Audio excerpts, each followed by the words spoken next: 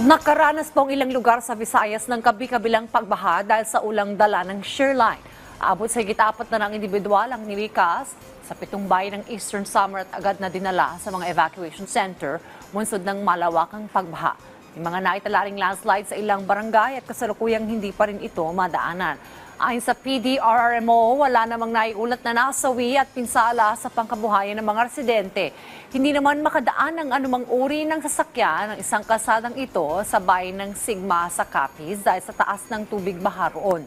Ayon sa Sigma LGU, walang inilikas ng mga residente sa lugar pero naka-activate ang kanilang Emergency Operations Center.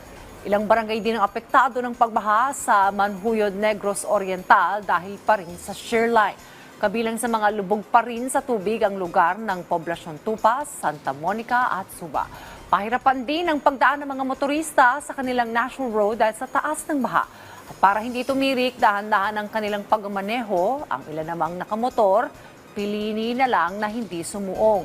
Samantala, nasira naman ang flood control infrastructure na ito sa Santa Monica at Manhuyod matapos ang malakas na pag-ulang dala ng shearline.